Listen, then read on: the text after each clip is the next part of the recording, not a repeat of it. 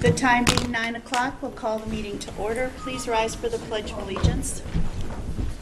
I pledge allegiance to the flag of the United States of America and to the republic for which it stands, one nation, under God, indivisible, with liberty and justice for all.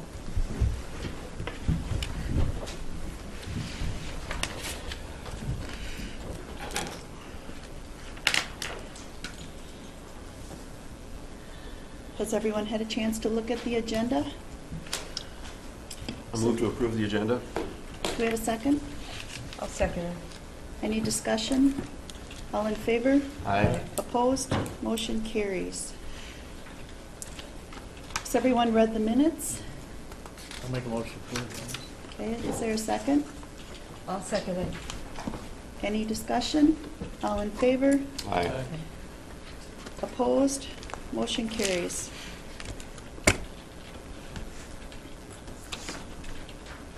Zoning Administrator Locker, would you like to come forward?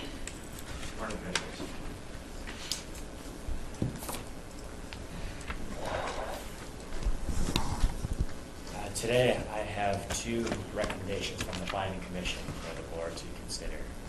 The first is an application by Steve Harrison for a conditional use permit to construct a cabin in an ag district.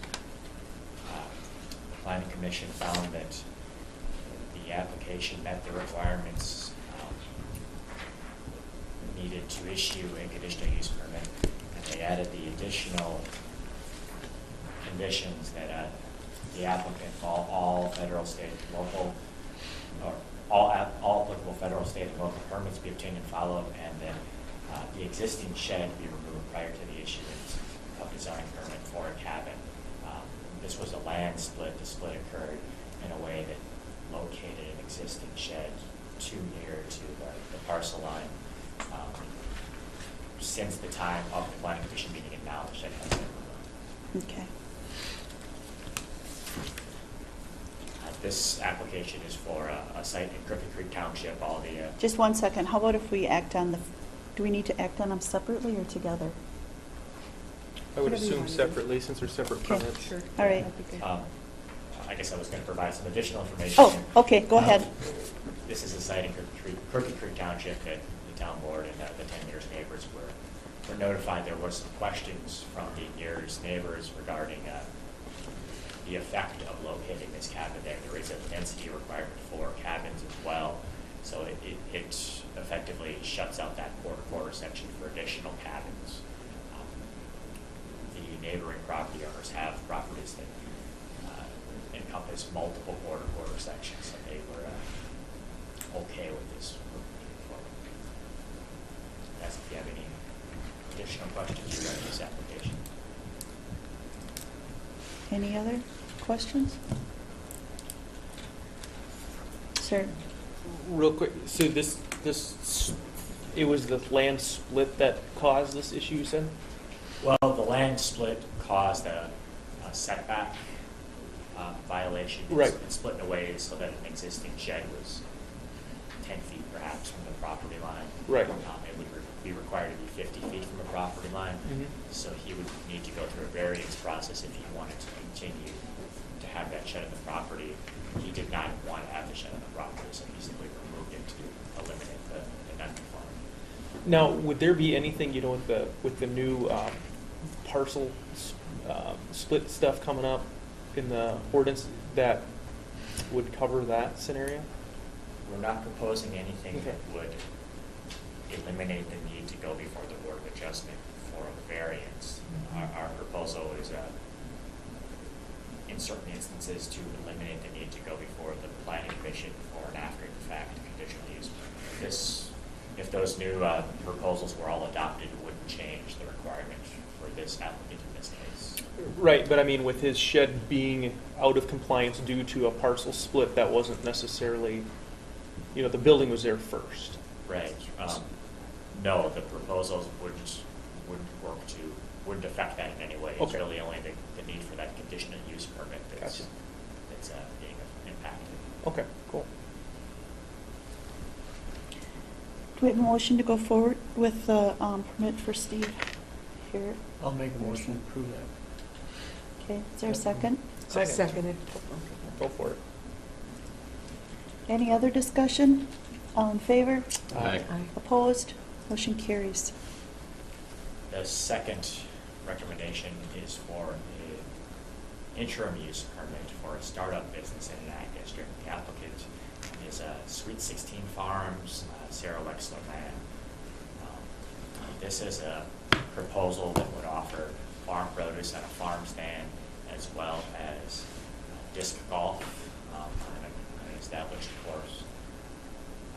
The Planning Commission found that the necessary conditions were in place to recommend the permit.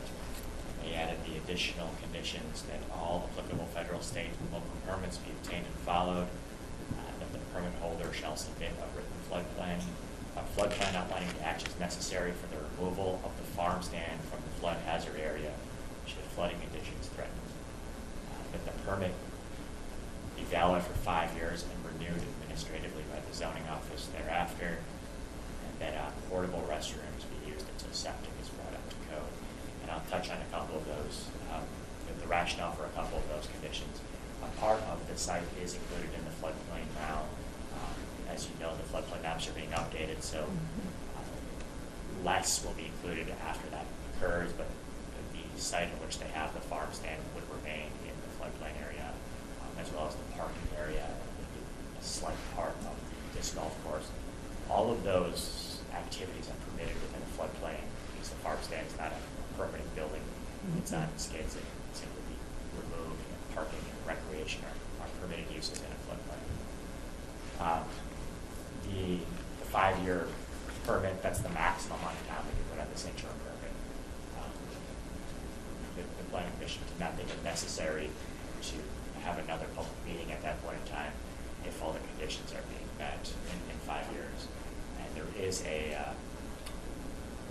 restroom on site. It's part of an old washroom, and the site used to be a dairy, but it's unknown as to whether that meets current codes, so they would have to do an inspection and perhaps some work to bring it up to code if they wanted to incorporate that in part of their business. So until that happens, they'll simply rely on septic. I'm sorry, on a porta potty. This is in Yucatan Township, and the town board was notified, as were the 10 years neighbors. We didn't get any comments from either neighbors nor the town board. Lastly, I'll say that they built in a buffer of a minimum of 50 feet around the perimeter for the frisbee golf course, with the intent of not having players traversing onto the neighboring properties if they throw an air.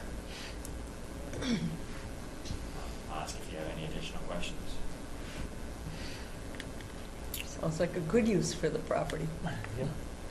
Motion to approve the interim use permit for Sarah Wexler Mann. Is there a second? I'll second. Any further discussion? All in favor? Aye. Opposed? Motion carries. And finally, I have 12 building permits that were issued last month. And we all have a list of it, so I Yeah. think we can just approve the, Motion to approve the building permits. I'll second. any discussion? All in favor? Aye. Opposed? Motion carries. Thank you. Thank you. If I ask the chair to stop to sign permits. Yes, I will. You still available after? for a Yes. little bit? Okay, I'll swing back. Thanks, Aaron.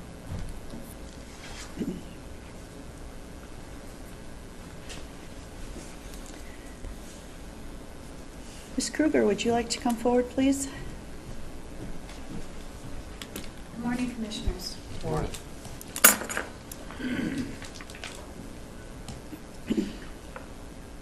The first item on the agenda is for veteran service drivers. I do not believe Rob is here, nor do I believe he'll be joining us this morning. He did forward a second name to me, so I am going to add a second name to this.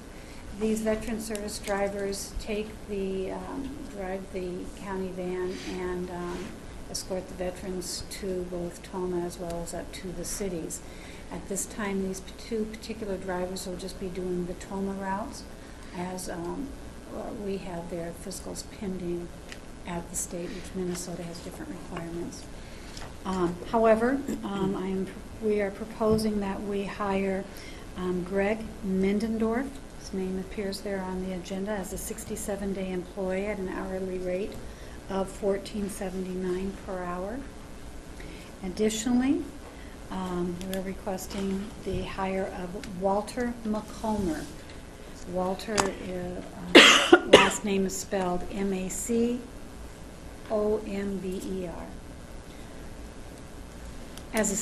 Additionally, as a 67-day employee at an hourly rate of $14.79 per hour. These are for their drivers for taking vets to appointments, et cetera. Our pool of drivers, Yeah. it dwindles, and we need to replenish that pool. I'll make a motion to approve the 67-day employees for veteran services. Is there a second? Second. Any further discussion? All in favor? Aye. Opposed? Motion carries. Okay, while we're talking about staffing, we are at that point in our search for a surveyor that we will be interviewing. At this point, we have one qualified applicant. As we knew ahead of time that this was going to be a tough and challenging search, as there are only, I think, 500 or 550 certified licensed surveyors in the state of Minnesota to do this work. However, we do have a qualified applicant. Just to bring you up to speed, and I am meeting with the members of the Personnel Committee today, just to inform them individually too. The proposal is, and to discuss some of the details of the search itself. But just as an overview, right now we're looking at potentially interviewing next Tuesday as a committee, which would include the personnel committees if it meets their respective schedules, followed by, and this is just food for thought, we'll obviously be putting the full calendar together, but followed by a potentially a brief break, and then an interview with the department head, this person, and the full body here. If not, it would be the following week. So I will be emailing Shar to get everyone's calendars and everything, and Justin and I are going to catch up on some odds and ends regarding this after the meeting. I've already met with Commissioner Storley this morning, who stopped in. So I will be putting a calendar together for the Human Service Director as we go forward meeting and getting that all in place.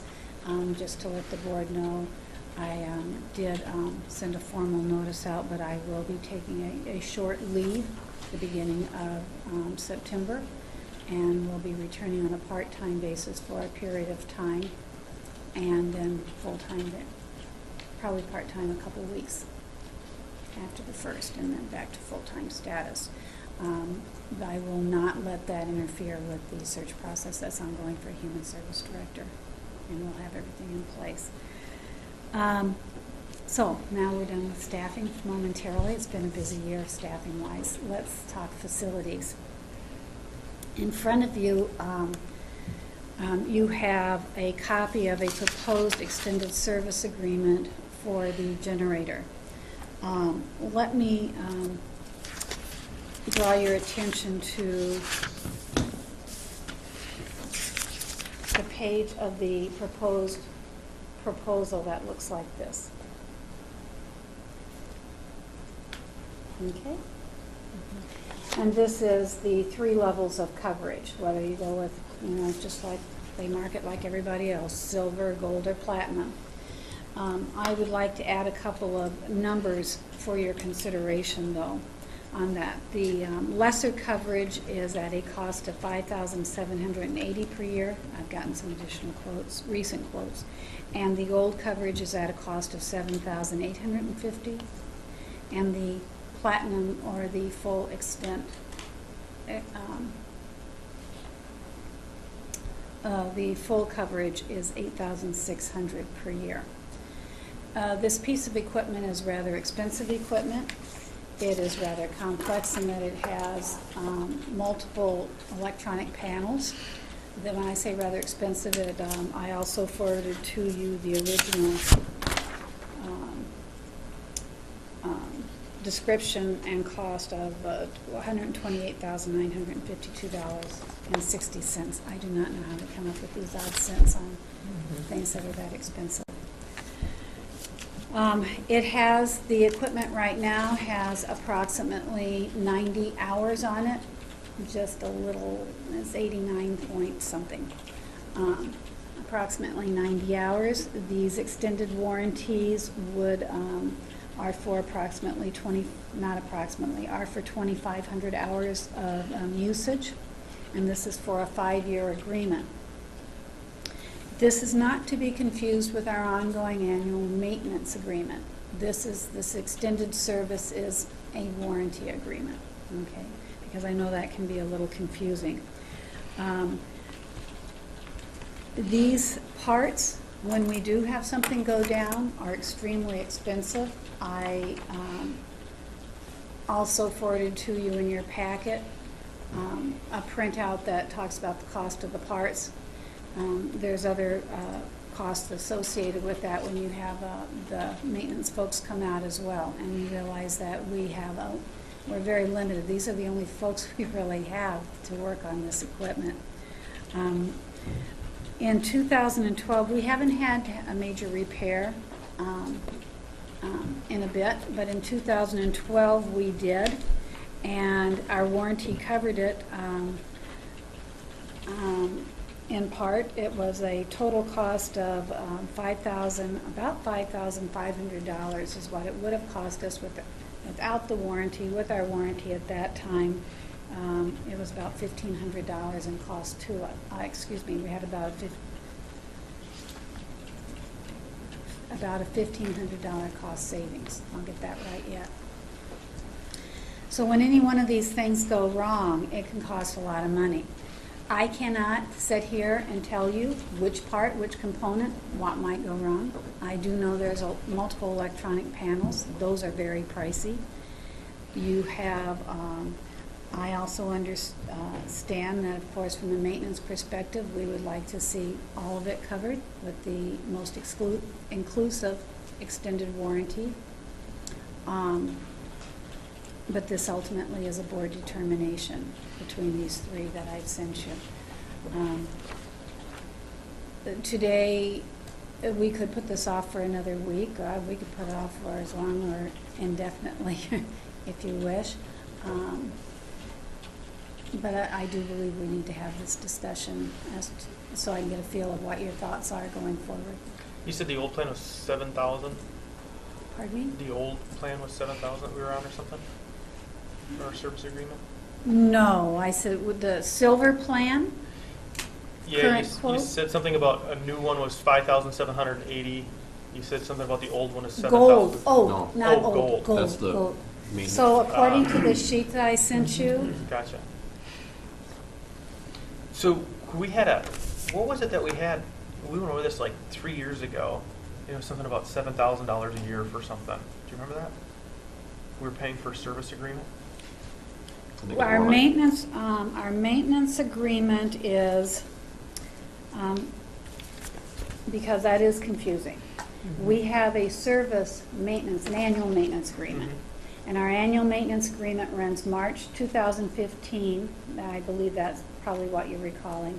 And it's good through the end of February of 2018. That runs us about $391 a month, or $4,500 annually. That's a maintenance agreement for the fluids, the Oil changes. oil changes, the filters, all of those things. That is not a warranty agreement. Okay, so then this warranty agreement, so it would be $5,000 for 5 years, or is it $5,000 per year? This is a,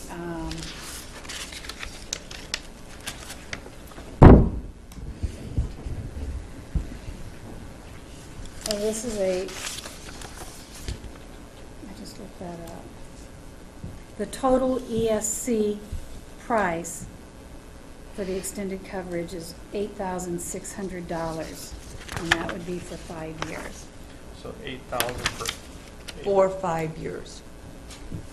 Not per year. Per year? No, I mean, for the 5-year coverage, I would assume.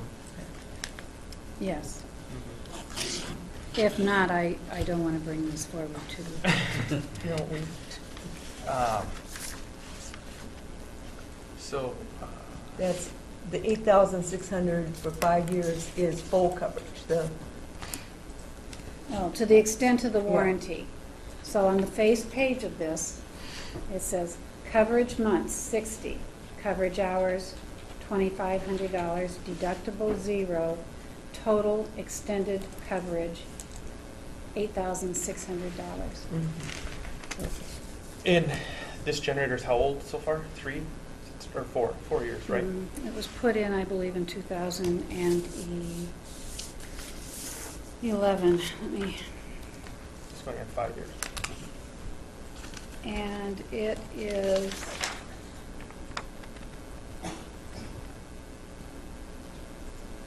June 2010 wasn't it? was Jan- when it was June or purchased. Jan- The install date, I'm not sure exact install date, but it was during that time frame. So it's 6 years old now.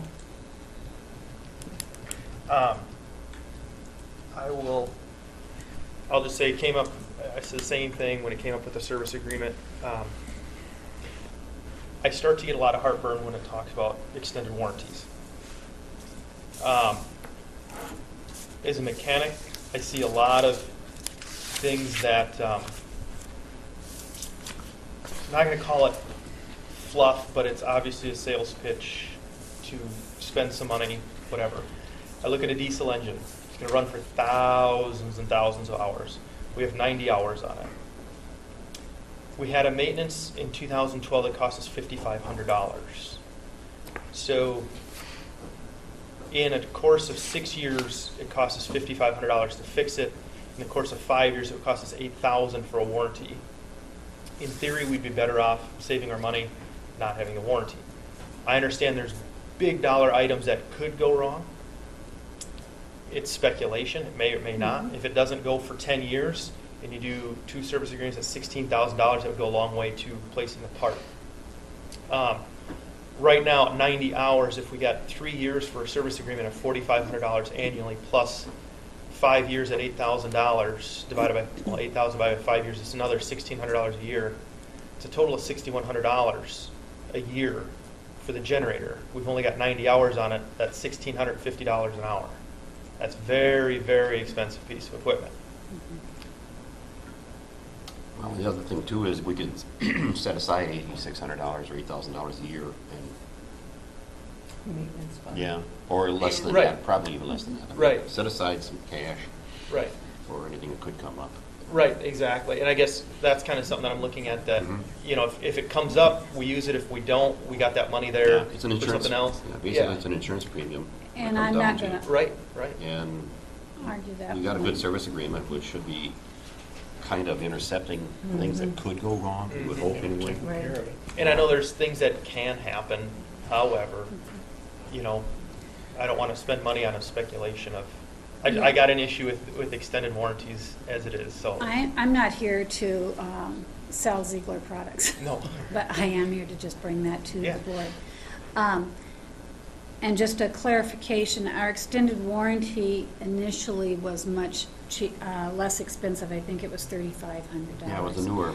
Yeah, because the point. machine was newer. Right. What went wrong in the 2 years later was one of the panels, and that was about $3,600.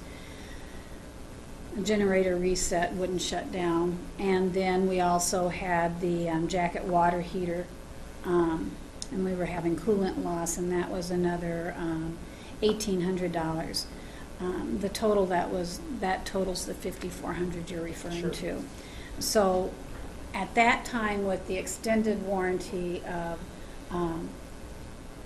I'm just estimating it at $3,500, and the cost at $5,500, yes, we did have a savings at that time. These are, but this is a financial decision. This is as long as we keep it going. The other thing I would throw in here that is the emergency backup system that they, as you're making your decision. The other cost, when the equipment goes down, we would need to have an emergency backup generator brought in on top of the repair cost. And so that's all part of this warranty as well because of the 24/7 operation at the jail. But that obviously is, these are, as long as the board is willing to cover those costs and understand that going forward, there is no other liability risk as such. One other thing too is Ms. Eric Kruger and I spent a long time on this agreement because it's one of those agreements where there's not a lot of people can do this work and we're sort of stuck with this agreement. And we weren't really able to negotiate out of the agreement so many of the vague things that are in it regarding what's wear and tear and that type of stuff.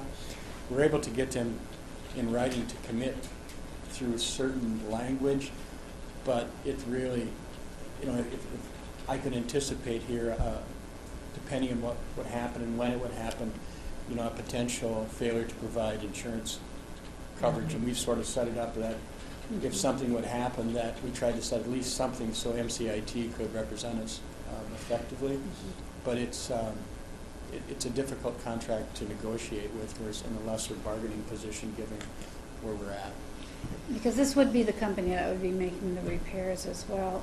What council is referring to is that normal wear and tear is excluded out of your warranty agreements, and so I got them to commit to what is normal wear and tear to a certain degree and via email, and that's approximately 15,000 hours would be normal wear and tear for your mechanical parts. I don't know for your electronic parts. That's a whole nother animal out there, and there are multiple electronic panels.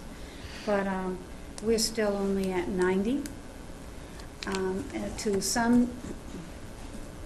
to bolster what Commissioner Zemeski is stating, you know, we have a fairly new piece of equipment here.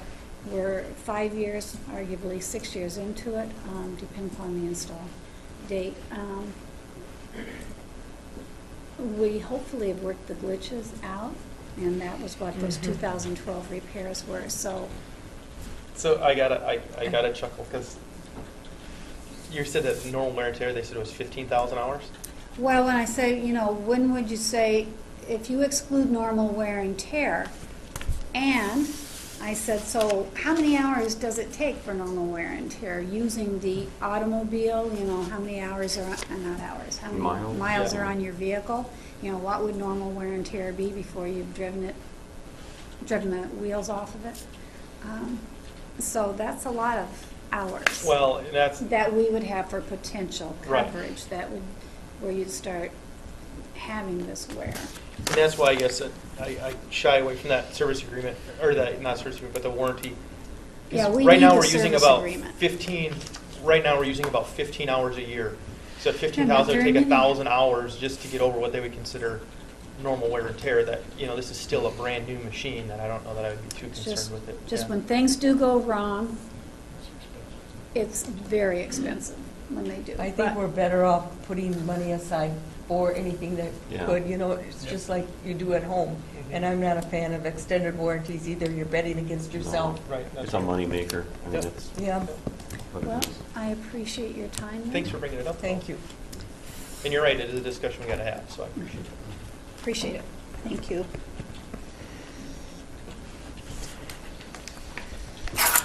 Ms. Lapham, would you like to come forward, our financial director?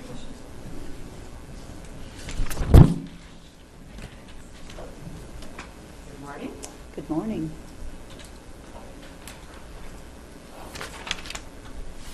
Did y'all look at it and Yes. see where we're I at? think everybody saw this one.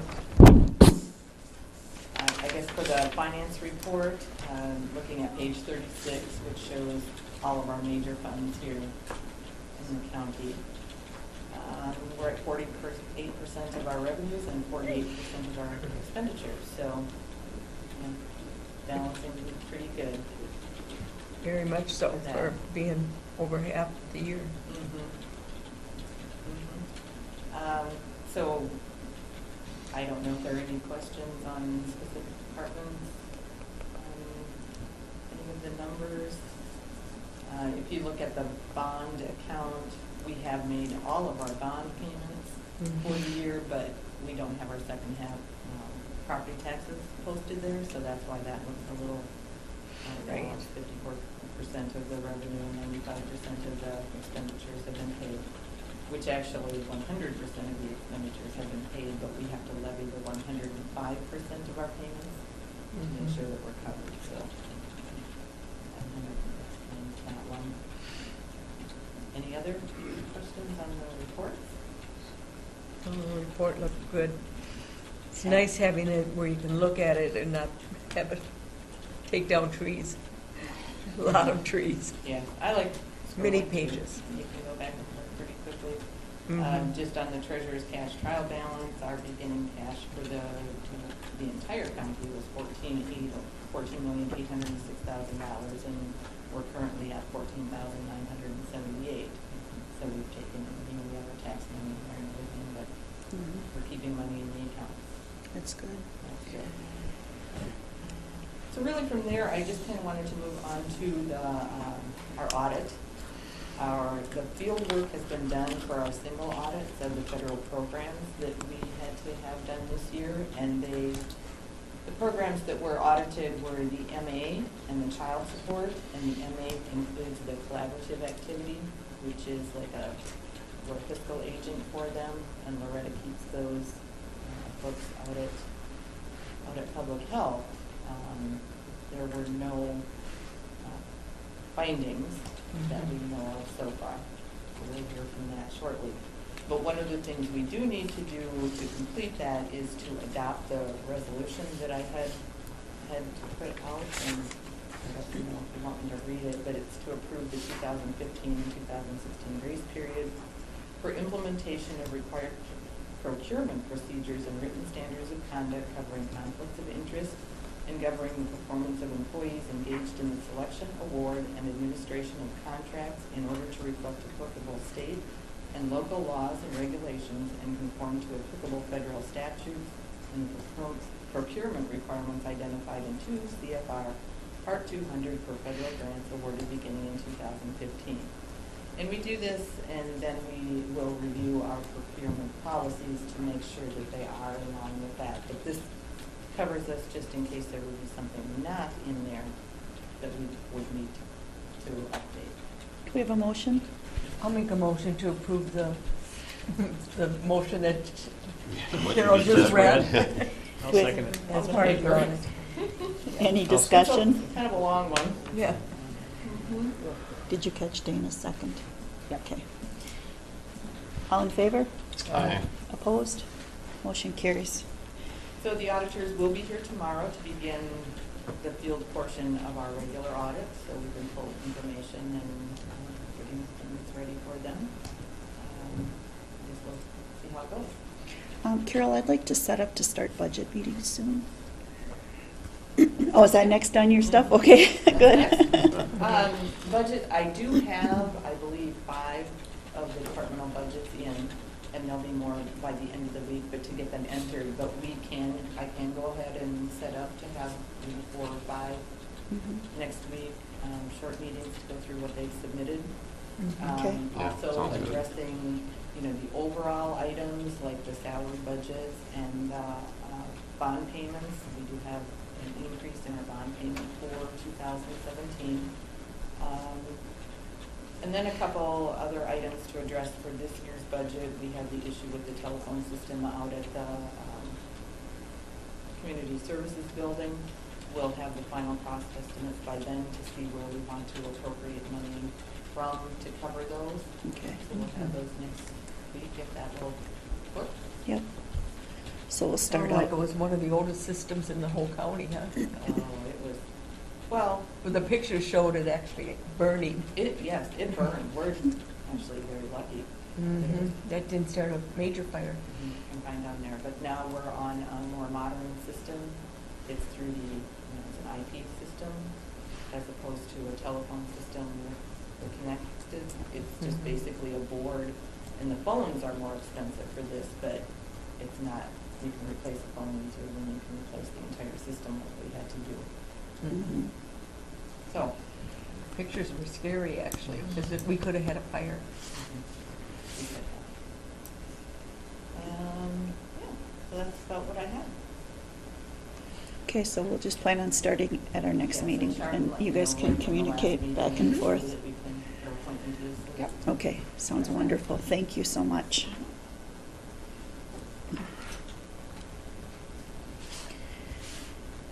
And now we have a fraud investigation update from Sheriff Barge and crew. Yes, good morning, Commissioners. Good morning. Rodney Bartz from the Waukesha County Sheriff's Office, and Luke Brodsky, our new investigator, your investigator. Luke's been with us since the first of the year. He's got some pamphlets to hand out. Our other investigator took a different job, and we're happy that Luke stepped in and really has got the same passion for the job as Mike Ledeen did. And he's doing as well as the past investigator did also.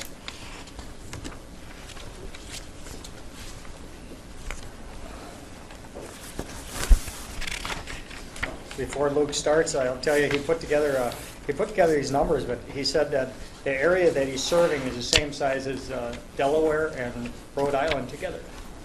So I thought that was interesting. And then he he's serving 158,000 residents as well. So, Luke, if you want to go through some of the numbers with it. Sure.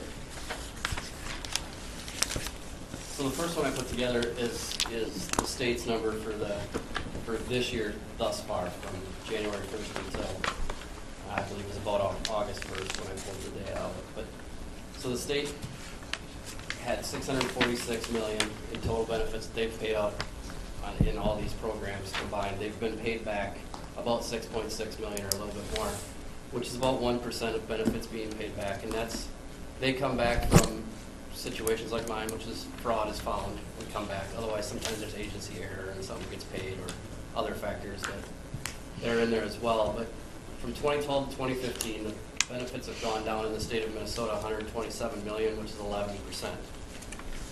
So that correlates then when we switch over to the Houston County side. I'll go right to the bottom there to go with that last stat. So Houston County has gone down $464,000 in the same period, 2012 to 2015.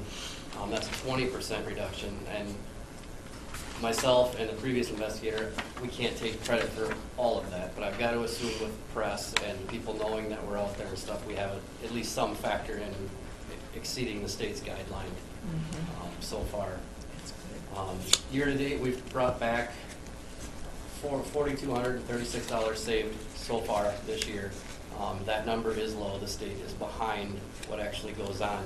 What the real number is, I couldn't tell you exactly because there's factors that go in that are done by Human Services that I don't know how they get the numbers that they get sometimes, but there are more out there coming, and there's a really big one in Houston County that I'm working on right now that'll take some time yet, and hopefully that'll hit before the end of the year.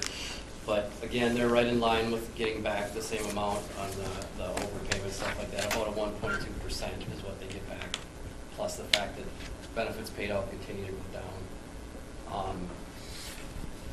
So then we look at the next page, which would be the actual savings from last year, 2015, which was a total of $334,000 in countywide.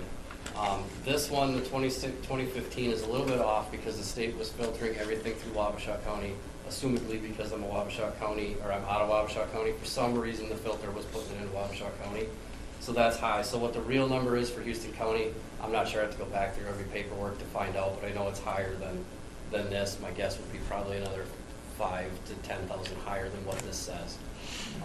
Because I know there was some pretty hefty cases in this county last year. So far in 2016, it's trending about the same. Winona County is exceeding what we would think, but Houston County at 4236, and like I said, there are cases pending. The state doesn't keep up.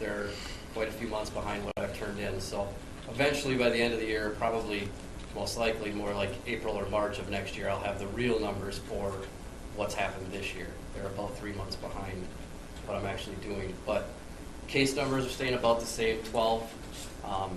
There are probably another 8, so we're probably about 20 cases in Houston County alone. Houston County is a unique county. Caledonia is a pretty busy area for me. But doing well, your human services people are amazing in this county. They watch, and I think that's what attests to. Houston County pays out the least of any county in all 5 of the ones that I serve. And if you throw out Winona and Goodhue, size-wise, Wabasha, Houston, and Fillmore are roughly the same. They pay out far less than the other counties. They're under $1 million that you guys are paying out, which is really amazing because I doubt there's very many counties that can say that. But we're still finding that fraud, and the workers that you guys have are absolutely amazing, fantastic to work with. The head of Human Services, Karen Kohlmeyer, is awesome. She helps. I've had to learn this job as a patrol deputy. Before this, I had no idea how this works. So it's been a learning curve, and the numbers are good. I see on this thing, and I don't know how they factor this either, but the cost to benefit ratio that they come up with is $5.50 for me this year. Last year for Mike, it was $3.72. So we're up substantially in that. So apparently, from what I understand, every dollar that gets paid out, basically I bring back $5.50 to the entire 5-county area. The job is tough, it's fast, it's busy. I have a lot of area to cover. I mean, today I'll be leaving here, going to Goodhue County, which is 70 miles from here for a meeting there, then back to Wabasha County or Winona County. I'm not sure which I'm going to do yet, but it's a lot of moving, a lot of coming and going, and it's a great job. It's a tough job. No doubt about it, but So you have about 20 cases in Houston County, you said? for a year? Yeah. Yeah, roughly, I would say. It can vary. And are they referred to you by our social workers? Most of them. I Okay. would say 95% are human services referred. Wabasha County is a little bit different because I work in the middle of all the other deputies and investigators and police officers that they come through me. They just say, hey, we have a name, you want to look and see if maybe you can do anything, that kind of stuff. But for the most part, especially these outlying ones, the law enforcement works well with me as well. I mean, they've been fantastic to refer stuff to, but most of it comes through human services. They see some red flag along the way and say, you want to look at this before we approve, or can you look at this because we've already approved it, but something's not right. So, What do you see as the most common fraud? Like, what are people doing that's the most common? not reporting income is one of the biggest ones. The other one is having, which again goes along with not reporting income, but having someone else living in your home who's working who you're not reporting. I see a lot of the kids aren't actually living with them, but they're trying to claim them. Hard for human services to snuff that out at the beginning because, and I was talking to Fillmore County's board about this too, and a lot of people have a misconception. Human services doesn't have a choice if they approve or not. So if somebody comes in, and no matter how weird you think this is, it's my job to go try to get that before we actually pay them home. But if that falls through the cracks, or if it doesn't get to me, or even though they think it's weird, it gets approved and they think about it later, they can still pay out to someone who we don't believe is right, but we don't have a choice until it's proven, until I go either through court if they choose to do that, or they decide to fess up, or however it works. The state doesn't have a choice, and neither does Houston County if they apply. But that's And then why do they I'm here. pay it back? They Get a judgment for it. Whether it truly gets paid back in the long run, I don't know. But something will go out there and say you have to pay back what you've done. So that's where savings numbers come in, and that's why the number is there. What comes back, I don't know for sure. That's for the counties to try to collect. But in theory, yes. So do you have to go to somebody's door Yes. oftentimes? And Yeah. so, like, now as a licensed police officer, you have to go and get like a warrant or to look, or can you by law like knock on the door and, hey, just checking in to see if Yes. your kids are here? Absolutely. I have a unique job, not only in my law enforcement, but as far as human services goes. When somebody comes in and fills something out, they basically say, I have every right to come in and investigate in any way, shape, or form that I feel necessary. Sure. So I show up at their door, I have more rights than a typical police officer even has, or more chance to look further into somebody. I have a built-in, when you sign off on these, the applications that you put in on the very end, they sign and say, I'm allowing you to contact my bank, my employer, my neighbors, my everything, and all I have to do is give them that paper that's signed. If a bank says, I don't want to give you the information, I give them that. It's a built-in subpoena, that's what it really is. Sure. And it's handy, very Mhm. handy. Wish I had it when I was on the road sometimes. But yeah. So off subject though, but that brings up a question. If you went into somebody's house, going in there to check on fraud, but you see something else that's illegal, can you report that or technically not? Like if all of a sudden you went in there and there's piles of cocaine, can you technically still arrest them for that or do anything since you're a licensed police officer? Or- Absolutely. Really? Okay. Yeah, oh yeah, if I went in there and saw something like piles of cocaine, everybody'd be under arrest immediately. I'd call them for some backup, but yeah, it's scene preservation, so I am still a law enforcement. I mean, if a crime occurs in front of me, I have every duty to act upon that crime as well. That's a neat job then. I mean, Yeah. you really can, cool. It can be very fun. I mean, I snuff out warrants You county don't- to county sometimes too. I mean, that's part of my job too, so. Yeah, it's a nice tool for law enforcement. to Well, have. absolutely it is. It has Yeah. been, it's proven to be that way. He's doing well for the learning curve that this job has. And to back up a little bit, before law enforcement got involved in this program, the past investigator was working on about $1 for the cost-benefit ratio. And that cost-benefit ratio has to do with the amount of state funding we're getting in and figured into what we're saving on the other end. So we end up with we started with that dollar cost savings, went up to $3, $4. We're hitting $5 this year. I'm guessing we'll end up at a peak here at some point, and we'll end up going down again. But just a testament to the work that's being done. Initially, and it's still today, we get $90,000 in grant funding to run this program for the 5 counties. My past investigator was at the top of the pay scale. We were peaking out, and we were over that $90,000 with all the benefits and everything. Wabasha County funded that first vehicle. We got 50% funding on a federal grant back, but we still funded the $15,000 of that vehicle. I got questioned as to why we were solely. I said, well, I really hadn't thought about that up front. I was so excited about getting going on this program. We're into the 4th year of that vehicle. We're looking at possibly replacing it. And I mentioned it to Fillmore County as well, and the other counties we're going to be visiting, that if we can't get some grant funding for this vehicle, we think it may be prudent, fair to at least share some of the costs of this vehicle.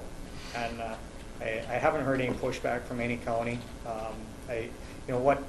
What I'm hearing right now is we can depreciate up to 50% of it. We're not going to get a grant this time, but we can depreciate up to 50% of this vehicle. If we're looking at about a $28,000 SUV, we're looking at $14,000 for half of it, and it runs out about $3,000 for each county, including Wabasha County, that we'd like to be looking at. And I don't know, maybe not even the time to even get your thoughts on that. But I don't think it's out of line, at least to, as we funded the first one. Program's successful. They're not huge numbers down here, but there's a number of cases. And it's comparative to the other counties. I certainly know there's very good support from all the commissioners, and it's at least as negative of a thing that that's going on. It's a positive thing that we're doing on the other end, I believe. So You brought up about working solely. Is there any talk about, as far as funding or anything, to add an additional individual? there's probably not an additional investigator, but we're hoping for additional administrative staff. If you can imagine, the administrative side of this and the report writing, it just bogs you down. Sure. And for him in the office, if he's in the office, he's not doing the work out in the street. So we just have a vision of that great administrative help, being there and checking the Facebook sites and all the stuff that he can't be doing while he's driving, and lining up schedules and where you should be in Caledonia and the surrounding areas, because it's a lot to take in and organize, and there's cases are coming in all the time on his computer. Can't check them while he's on the road. So we're hoping for more funding down the road. So.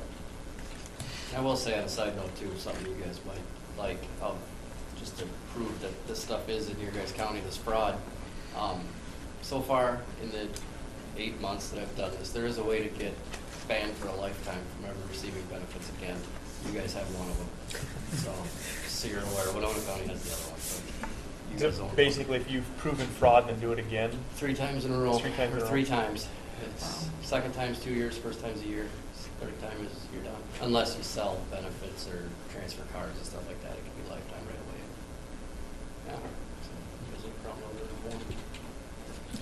I'm glad you guys are doing it though, because that's, keep an eye on it, you know. Oh, yeah, absolutely. You guys have the potential with the human services that you guys have. There's great potential for you guys to flush out a giant case at some point.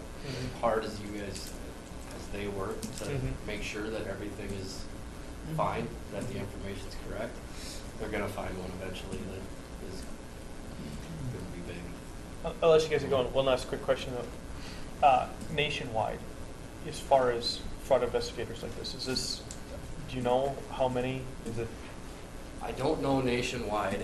I know Minnesota still is not every county is covered. Even, for instance, Olmsted County doesn't have a licensed peace officer as a fraud investigator. They do have 2 fraud investigators, but when I call the sheriff's office, they have an investigator who kind of does it, but not fully funded like we are, which is, I think, missing the mark greatly. They could use 2, 3, 4 of their problem, but they don't have that. So statewide, I went to a conference and I know of probably 50 that I know of that are doing this, but that's through state level, through county level, city.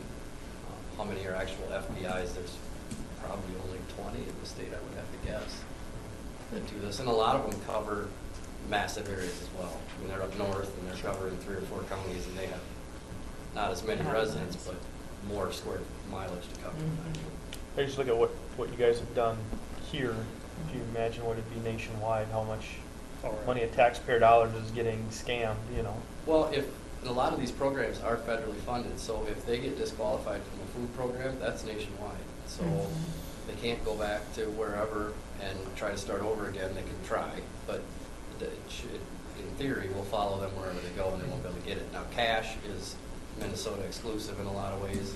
Wisconsin doesn't have it. So again, you guys get a unique situation of people jumping the river to get that cash that Minnesota offers that Wisconsin does not. I spend a lot of time over in Wisconsin, from Houston County and Winona County too, dealing with that, trying to make sure that they live here and not there, and that kind of stuff. So. And you think that savings would dictate the amount of grant funding coming back to you, but it doesn't. Yeah. All right. Well, I appreciate Thank you. it, guys. Yeah. Thank you. Have a good day.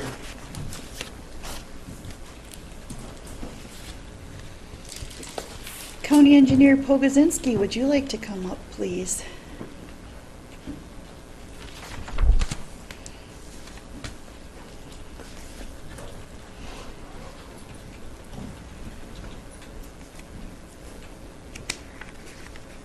Morning. In here to request a couple approvals today. The first one is to request approval for a pavement patch on County 10. We replaced a bridge earlier this year with a culvert, and a lot of years we'll replace a structure and we'll leave it gravel for the first year. This bridge is on or culvert that got put in is on a hill section that has a curve, so we'd like to get it paved this year at the same time they have a plant set up next to town for paving our County 14 project. So got a quote from Dunn Blacktop Company for $33,711.71, and that'll be to get everything shaped up, paved, striped, all the work for the complete job. So if we waited till next year when we don't have a plant in the area, we'll have higher trucking fees. So if we can do it now, it would be beneficial to the county. Good. I move to approve. Is there I'll a second? second. Any further discussion? All in favor? Aye. Opposed? Motion carries. The second one is a late addition to the agenda. I got an email from a contractor yesterday, yesterday, with a quote to line a 48-inch culvert on County 14. Prior to doing the paving job out there, we went through and we replaced all the culverts that were smaller, shallow, stuff that's economical to replace. One pipe on the east end of the project is a 48-inch culvert, a little bit deeper, big pipe, and it's more economical to line the culvert with essentially like plastic sleeve. We got quoted to replace this last year. Budget-wise, we couldn't get into our budget, so we decided to leave it since we're not going to dig up the roadway. There's no reason to line it before it got paved. We've been holding off to see if we had money in 2016 budget. We were planning on doing this, but we didn't know what was going to come up for unexpected expenses throughout the year. So now that we got to August, we look like we'll be able to afford to do this now. The quote is for $435 a foot, and it's 108 feet long, plus $3,000 for mobilization. So the total cost for that work would be $49,980. Like I said, this, if we wanted to dig it up, buy a new pipe, you have all the material that goes in above that pipe, potential sediment of the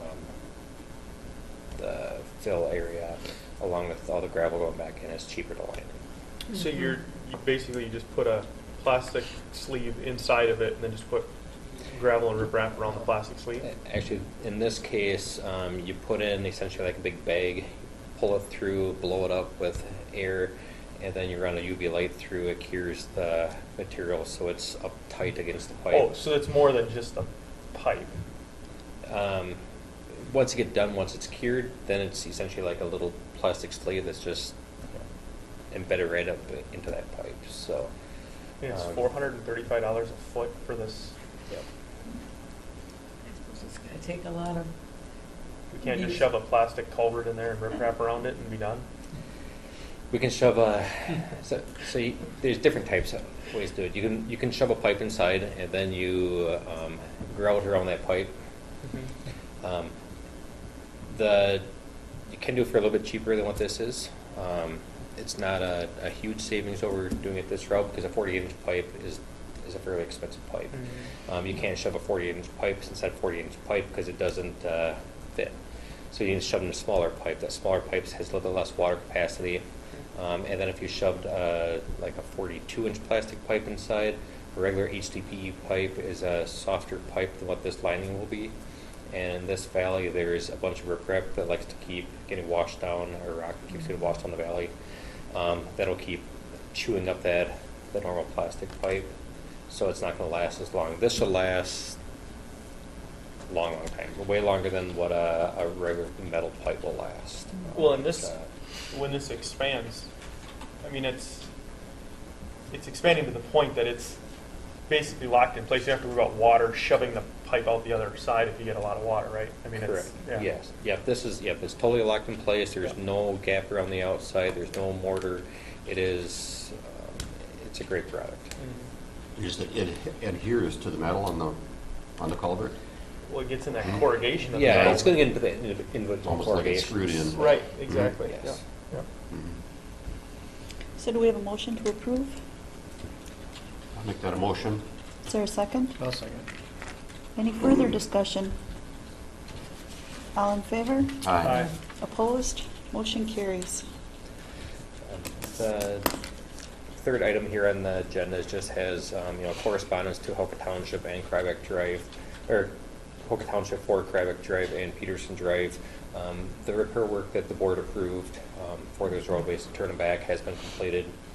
So we've sent notifications on to the township that everything has been improved at this point. The 2-year maintenance window starts, so 2 years from a couple weeks ago, is when our maintenance window ends. At that point, the township takes over responsibility of those roadways. So Krybeck Drive, there was a little bit of an issue that we had. We we took out the old abandoned structure, or pipe that was plugged, and got that patched in.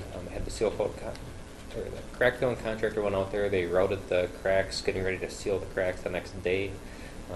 After they left for the day, the seal coat contractor came in and they seal coated the roadway. So they sealed over these cracks. They were all primed, prepped, ready to go. So what we did is we went back and we sealed all the cracks that were visible at that time, tried to find everything that was routed out and seal them. And we had the seal coat contractor come back at their cost to seal the roadway again. So it's actually two coats of chip seal out there. The first time we weren't out there, we didn't know about it. We didn't measure the quantity for the oil. We didn't measure the rock. We didn't see how they put it down, so that we're not paying for any of that. So the township ultimately got a better product by what happened for no cost to anyone except for the contractor. Peterson Drive, we did the improvements out there. I computed out how much rock was needed based on the tonnage. We put that rock out there. The first half of the roadway was in worse shape, so we put a little bit of extra rock on that end, not substantial, but enough, so that way we know it's going to hold up here over the next couple of years, so we're not out there adding more rock next spring. So it should be in good shape for us and the townships. So. Quick, just before you go, any chance you can kind of give us an update so people know as far as County 5, what's going on? Yeah, County 5, there was some, so that roadway was seal coated with some lightweight boiler slag 2 weeks ago from today. When that was done, there was some dust in the air, more than what was expected. At this point, we have, so we've received some calls at our office, I'd say roughly a dozen phone calls. I've been in contact with the county attorney, I've been in contact with the contractor from day one, and I tried to keep Commissioner Schultz informed, being that it's his district was affected. So at this point, I'm keeping a list in my office of all the correspondence I'm having with individuals that are calling, so that way if anyone calls to say that they've been damaged in one way or another, I have a record that they called me. I'm also referring them on to the contractor, Scott Construction. Ultimately, any type of damage that anyone's had, our contract required that Scott Construction controls the dust. They are liable for any type of damage. And Scott's been passing the information onto their adjuster. Their adjuster's been contacting the residents. I know that the adjuster's been down at least once, if not multiple times. They have contacted people after they've been down regarding cleanups. So I'm not sure if they've pressure washed houses, but I know there's been at least one cleaning service that's been contacted. And I had a couple of phone calls from a couple individuals that said that the cleaning people were supposed to meet with them, and I'm assuming that's under Scott. It's under Scott, yeah. So I haven't been updated recently on what's been going on. I know that they've told me their adjuster's name. I've called the adjuster. They haven't called me back yet. Ultimately, the contract allows us to withhold county money, or withhold money from paying the contractor for potential claims, so we can help make sure the stuff gets resolved. And I also have the authority to request from Scott a copy of all correspondence that they've received from individuals. So, so that way I can follow up with people that contact me. I can double cross-check with their list to see if there's anything potentially out or ongoing that isn't resolved. So. Last quick question: did anybody send any notification out to the landowners just so they know if anybody's not aware of what to do? No. I've talked to Sam about that, their attorney, and we feel like that it's better to not send anything out. And you can ask. What was the question? Well, here's the reason why I ask. I had 2 landowners that called and made a comment that they said, well, it would be nice if we were just informed of what was going on. And I said, oh, okay. And I said, so you haven't been contacted or whatever? And they said, no, we kind of found out from neighbors, blah, blah, blah, blah. So my question was, is there any correspondence as far as the county that just says, hey, this is the project, this is what's going on. If you have a claim, file it this way, just so landowners know what's going on? Well, 2 things. One, the statute, as far as I was able to read, doesn't require any, like a public hearing type of notice, that type of thing, where some like land use sinks, there's so many miles you have to notify landowners. It doesn't seem to be anything like that. The issue you get at, and it's what Brian and I had, Engineer Pogozinski and I had talked about, would be in the future, there was some of this land that there were road right-of-ways that were taken. And then the question was, do we have to do quitclaim deeds? So if that land ever came up at some point, and what I was able to ascertain, talking to people who do, attorneys specifically do land use stuff, the resolution that the county did that authorized the return back, that is recorded, and then that provides sufficient notice for that. Sorry, should have talked about, we're actually talking about the County 5 Yeah. dust. And I'm just saying, just as a courtesy thing, just as a nice gesture. Well, and that, hey, again, I don't guys, think there's sorry about anything this that incident, requires it. I mean, it's something the board could do as a policy. Well, yeah, I know the statute doesn't require it, but I'm saying is a courtesy thing, just to let people know, hey, sorry that this is going on.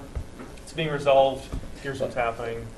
Yeah, End of story. the conversation that Attorney Yonton and I had with that is, where do you draw the limits and, who caused any potential damage? Oh, I didn't understand the question. Yeah, we talked about that. Sure. And what that issue was, is at what point, at what point again do you draw the limits on this? Is because, and the other thing that was more concerning is that if we give some sort of notice to one person, then we should be giving it to all, and we end up possibly opening ourselves up to liability on this. It's better, my estimation and review of the facts would be to do what our responsibilities under our contract that we have between the people that had we hired to do this, which was they're asking us to return it to their insurance company. And from what Engineer Pogozinski says, a number of people have contacted us, but there is nothing that requires us to do this. And then our concern again was, if we give notice to maybe 2 streets abut it, do we need to give it 4 or 5? Are we opening us to some liability? What about the person that's dropping their child off at daycare that's on that street and got stuff on their shoes and they're from La Crosse? I don't know where you would stop that. And it seems to be what we have is the contract and what our person that we retained to do the job, and they have insurance like we requested them. I just am concerned that we could maybe, by doing some sort of notice that's greater than what's required, that it would open us to some possible liabilities to county.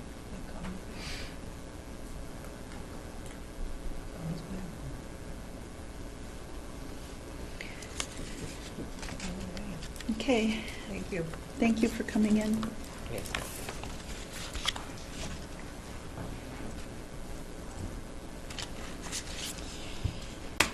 Surveyor Walter, would you like to come forward?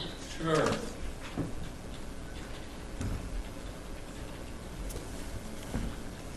One of the last times I probably come before you. Savor it. Savor it, okay. I sent you a packet on a request by a surveyor named Andy Letchins concerning the center of section 18. Do you want me to read my letter to you, or do you want to just discuss it?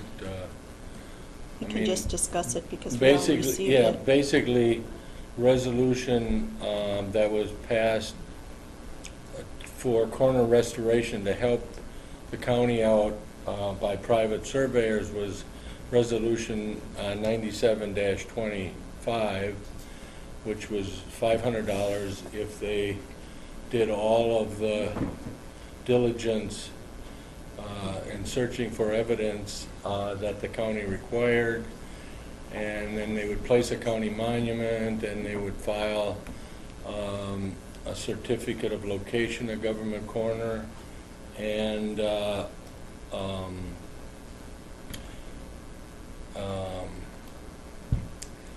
give a statement of evidence. The other one, the $200 one, Resolution 98-52, is for if you find a monument and it verifies itself and basically do the same things. Now in this particular case we'll probably leave the stone because he said it was quite, when he started to try and dig around it and move it, it was, and I've seen some that are really quite They didn't just carry it out there by themselves.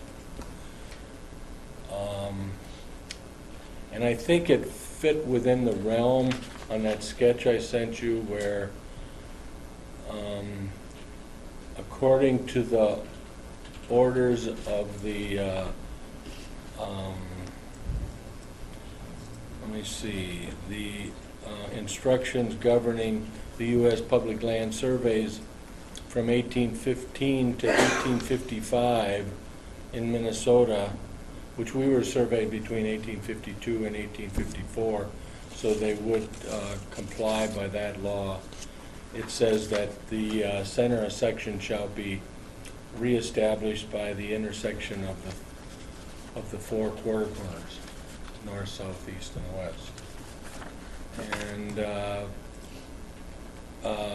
Sam was the one that thought it would be he felt it was, number one, a question for the county board, because it is your ordinance, and number two, for the county surveyor, and number three, it's probably a good opportunity to educate the board and public on the significance of historical monuments and the era that the monument was set in. Which being we don't have any, because we didn't have a county surveyor's office, and being we don't have those written records, but we're finding these monuments out there that fit pretty darn close to their correct location. I would guess it was probably the 1870s, 1880s that the stone got set. It's about half a mile east of Winnebago Road and about a quarter of a mile south of Snake Point Drive. Now, Dick, let me ask you a quick question. How do you know it's a monument, not just a rock? Oh, we're really technical here. It really, Justin, it comes from 31 years of experience. I suppose just knowing it, the placement.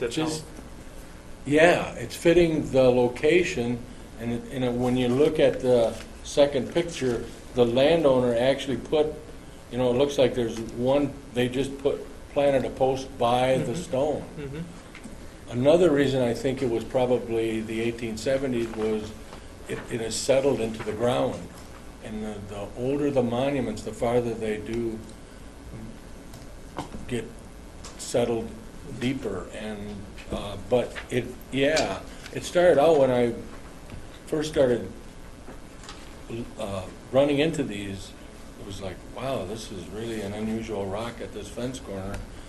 And then I did some talking to some very wise old land surveyors that had done a lot of research and a lot of, the old Olmsted County surveyor, Roger Brand and stuff, and they said, no, that was very customary because the original government surveyors, they really didn't have any other tools, so they would be setting hardwood posts. Well, as the settlers came and the land was being settled, they were having their 80s and 40s and 160s surveyed, and these surveyors are coming to these corners and their post is rotting away and they needed to perpetuate it some way. So that became where the stone era evolved in Houston County, in most counties. Minnesota, Wisconsin the same way. They went through the same thing. And it's part of our history. And you said, I think at one time, that some of these stones were specifically made by a stone cutter. Yeah. So that, I'd never never identified. I had never. I remember working when we did the lease for the dump site north of Caledonia, Richard's lease, and I had to survey that section, and there was like two monuments. Two government corner monuments that I found, and it was one of the nicest stones. It was about this square, and it stood about probably a foot above the ground, and it had etched right in it, quarter corner. And I went to Bud Richards and I talked to him and I said, wow. I said, you really have some beautiful marked stones out there. And he said, my grandpa was a stone cutter. And he said, yeah, he cut. And that's where I got another clue, was he said, yeah, my grandpa used to talk about that the surveyors would stop by the quarry and say, I need a dozen stones cut or whatever, or 2 dozen. And he would, that week, cut them, and they all had to be unique in some manner.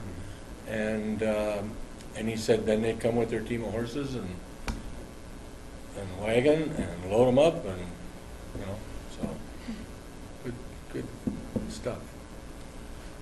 So I guess I did ask at the end of question or request with a motion to pay or not pay. Then I closed it with the remark, remove not thy ancient landmarks that thy father has set. Proverbs 22:28. Like it. I thought you'd like that. So do we have a proposed motion coming forward for this? If you want my personal, I really think it probably falls. Number one, the center of section is not a government corner, but it is an integral part of the public land system. So you could say it's not part of it, we're not going to pay. But the second resolution, the 98-2, says $200 for finding an existing monument, and that's pretty much what he did, is he found an existing monument. And he would be willing to do the certificate and everything. And I'll probably have him put in the certificate too, if I can get some kind of a written record of how the minutes read out, so that could be part of the certificate. Does that make sense? Okay. Then it does give pretty good public notice. Because this is, it's actually 7 feet, almost 8 feet east of the true position, and about 1.5 feet north of the true position. But it does fit the occupation perfectly. And you can't have one stone all by itself out there. It just happens to fall that close. That's pretty close, though. I mean, for back in the That day, is. you think about technology-wise, it'd be a foot off of one of the lines. You're exactly right. You think about it, a compass and chain, that's what they were using. Mhm. But they were definitely running the 4 quarter corners lines. That is good. So you just need a motion? Whether you're Yeah. doing the 500 under the one resolution or the 200 under the other.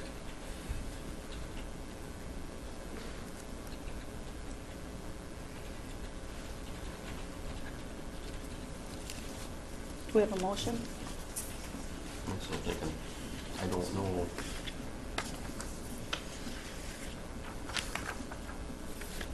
Do we need more time to research this before we go ahead, or what is your feeling?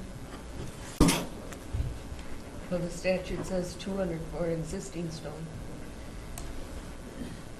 No, it's 500, wasn't it 500 for finding an existing stone? 500 would be if there was no monument there. So they're going to have to, basically, I usually give the surveyors a list of items to do to narrow it down to, 1 or 2 locations.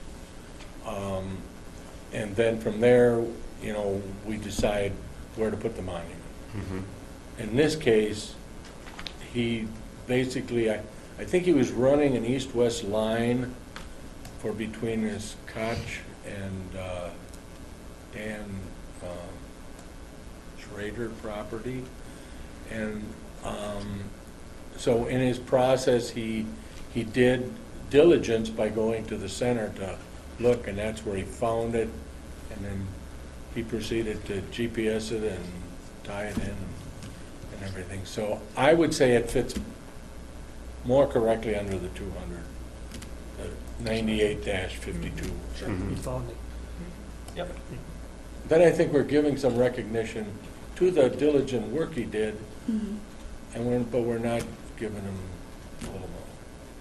Mhm. It just doesn't fall into that I area. know, for it's the- not a for the- true government corner, Yeah. but it is a significant one. Mhm. So do we have a motion to go ahead with paying the $200 cost of the, I'll make that a motion. Second it. any further discussion? Okay, all in favor? Aye. Opposed? Motion carries. Okay. Thank you, folks. Thank you. Thank you. Was that a fun last meeting, Dave? Say what? Was that a fun last meeting in front of us? Was that good? Actually, I think my last day I'll be using vacation day, going to the state fair, so, Oh, fun. Fun. but, been good. Thanks, Okay, Dick. thank you. Thank you. Thanks, Kenny and Dick. Rob Thone, our Veteran Service Officer, would you like to come up? Did I say that right, Thone? Yep. Okay. Good morning.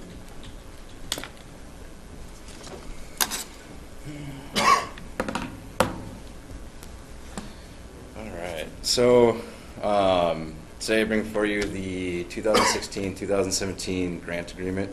I don't know if Char's had a chance to kind of get that out. Yep. Okay. So this is the grant agreement that is put on by the State Department of Veteran Affairs, the Minnesota Department of Veteran Affairs. It's a $10,000 operational enhancement grant. It helps the office, lets us do a lot of new work in the office. It keeps us up to date with technology. It just kind of gives us an injection in the arm and also supplements what the county does for the office already. Last year we were able to procure the new van. We've got it wrapped. We get a lot of great comments on that. It's a great moving billboard for the county.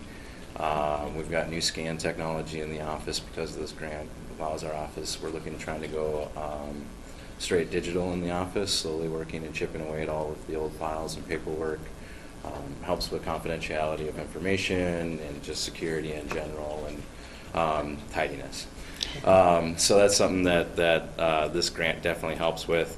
According to the VA, last year we have 1,543 veterans that are receiving benefits from the VA for a total expenditure of about $8,733,000 for Houston County alone. Wow. And this is what the VA is paying Houston County residents from the VA. So our office directly correlates with all of that as far as like the claims. That's not to include the emergency funding that the state puts out, the state grant that it puts out. They don't have the new numbers out yet for that one.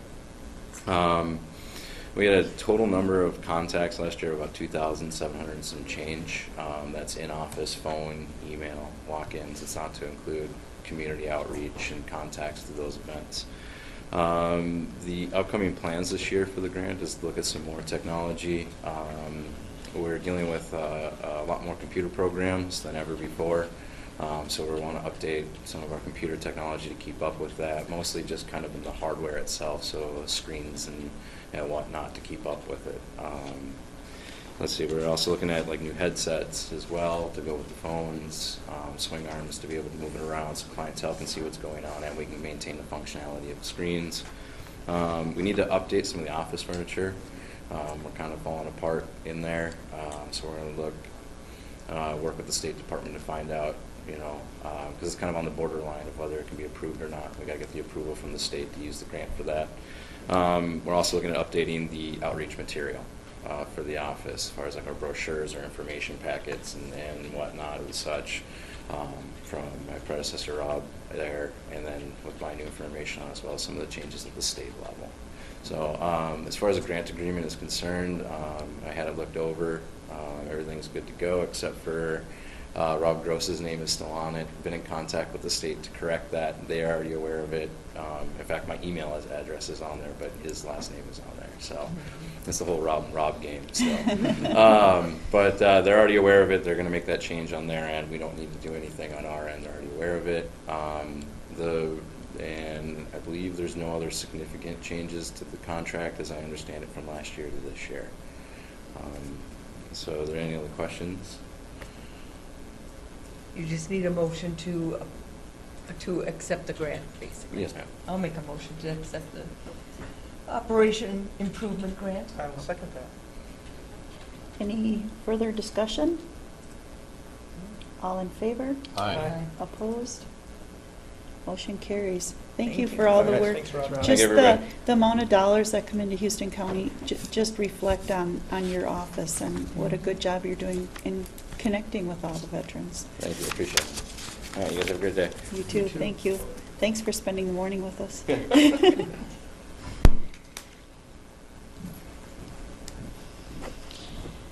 All right, do we have a motion to approve the consent agenda? Also move? I'll second it. Any discussion? All in favor? Aye. Opposed?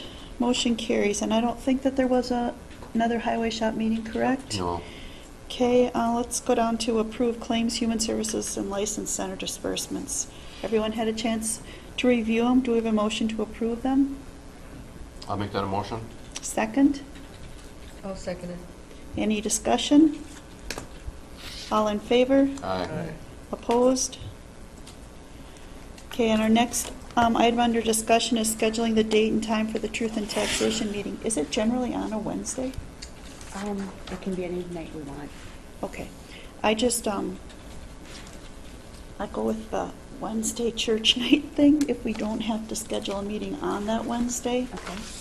Do you want to do Tuesday? Thursday does not work for me. Okay. This is the one in December? Correct.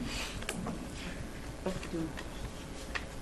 This is, 7th. I think you're at AMC the 6th. Right. That's why we went with Wednesday the 7th. Okay, I gotta look something up here, 'cause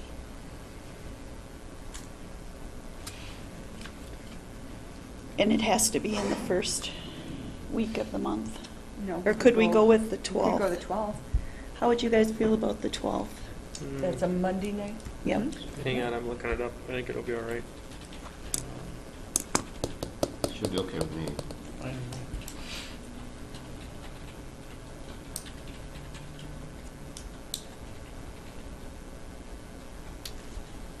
Let's see. I don't have a date posted yet.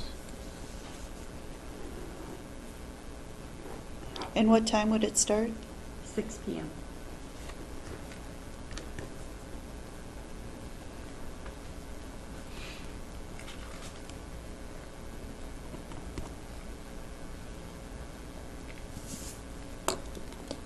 This will wait till next week? I'll have it in a second here. I might be down in Pensacola that week, so let me just find out what the schedule is. It's loading. Oh.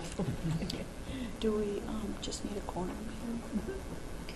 It's just a quorum? Yeah. Oh, so then don't worry about it. If I Okay. can't be here, I can't be Okay, here then. 6 o'clock on the 12th. 12, 6 o'clock on the 12th of December, Correct. right? Correct. Yes. Okay. Thank you.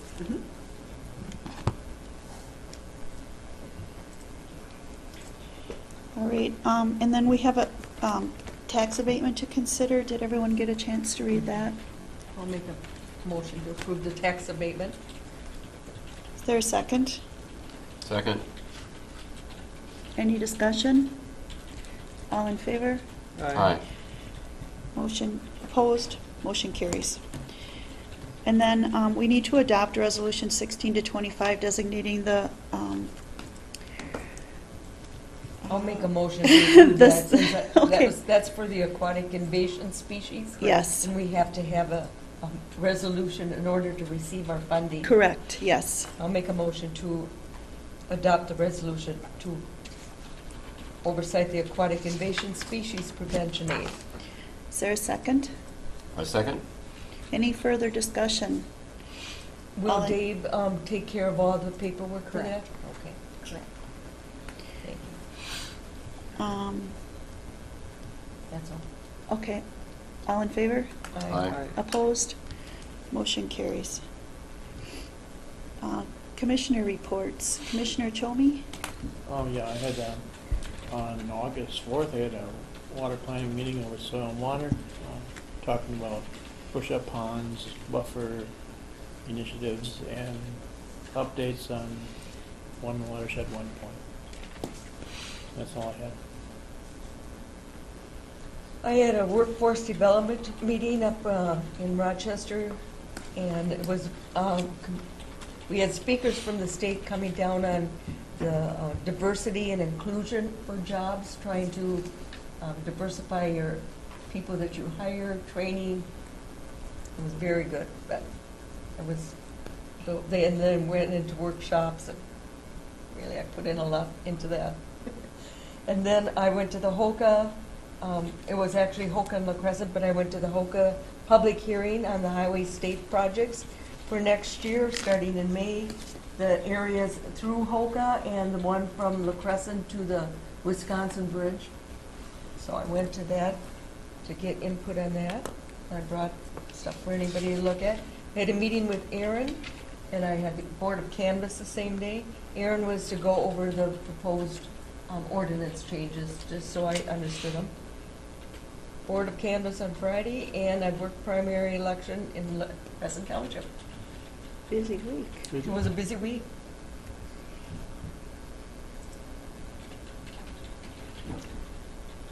Always construction where you need to go. Mm-hmm. This one, the one in Hoka, they will keep lanes open. There'll be one lane at all times, so probably a car that you have to follow or something. Anyway, they will have a lane open. Justin, do you have anything to report? No, nothing. We're good. And I had SimCAC in St. Charles last Monday, a week ago Monday as it is, and I also worked the primary election in Knightson. Okay, and I have no That's about it. and I have no reports. Oh, I guess, hold on, I guess we did have the canvassing board. Yeah, Yep. so, you covered that already? Mhm. Sorry. That was all I had. Okay. Shar does a very good job. It had it very organized for us. All right, because it says public comment is the first and third Tuesday of each month, we're going to have public comment today, even though we didn't have a meeting last week. So we're not going with meetings, we're going with Tuesdays. So if anyone would like to address the board at this time? Trustee Calderon. Good morning, Commissioners. Good morning. I have 2 points. 2 weeks ago, Heather Gray in the Spring Grove Herald paper requested you to follow Minnesota State Statute 331A.04 regarding the official newspaper of a county government, having to have an office within the county for that designated newspaper. So you directed the auditor to let out bids to the 2 newspapers complying with that statute. And I commend you for your prompt direct action to follow the letter of the law. But I am perplexed that you refuse to be consistent in the matter of legal versus non-legal conforming minds in our county. The legal language of State Statute 394.36, Subdivision 2, stipulates that a non-conforming use, if not in continuous use since 1967, or having 12 continuous months of no use, must comply with our zoning law, which namely says, apply for a conditional use permit to continue. Not only this statute, but our very own zoning provision, Section 9, non-conforming uses, mirrors that section of Statute 394.36. I wonder how you can pick and choose which state law you follow. What is your discriminating criteria? Secondly, now that this body is essentially a lame duck circumstance until January 1st, perhaps you should consider not adopting the amendments to the county zoning Section 27 mineral extraction, as there are significant negative repercussions that would result from their adoption. Thank you. Would anyone else like to address the board?